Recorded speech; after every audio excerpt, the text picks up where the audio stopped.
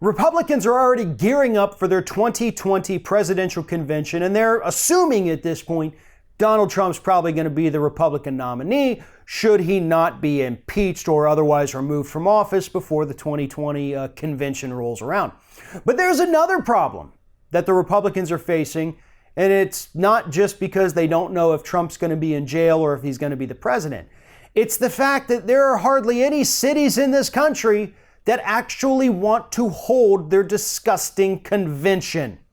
According to new reports, the RNC, Republican National Committee, is struggling to find anywhere in this country willing to host their convention because they don't want to deal with all of the security issues and all the nonsensical hoopla that comes along with having a gaggle of Republicans descend upon their city.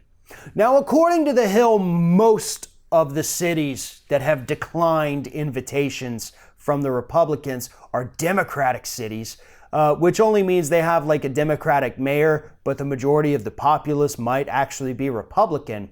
So I don't really buy that whatsoever. And we do know that when these conventions come to a city, yes, they cost a lot, but they also bring in a hell of a lot of revenue. So it just costs too much is a bullshit argument. It's not true. They bring in just as much money as they take out. In many cases, they actually make a profit from it.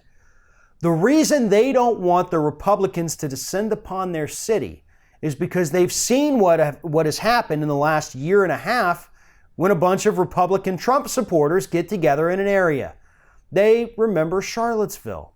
They remember other hate-filled rallies fueled by President Trump's words across this country, and they don't want to get sucked into the middle of that. Here are some of the cities too. I mean, we got Las Vegas, a city where Trump owns millions of dollars in real estate. They don't want them. San Antonio, Texas. Yeah, last I checked, Texas is still a pretty red state. Cleveland, Nashville, also a red area. Philadelphia. The only city that ironically has expressed interest is Charlotte, North Carolina. Not Charlottesville, because that would be fitting for these idiots. But Charlotte, North Carolina said, we're still open to it. Maybe we'll see what happens. Look, here's the thing though.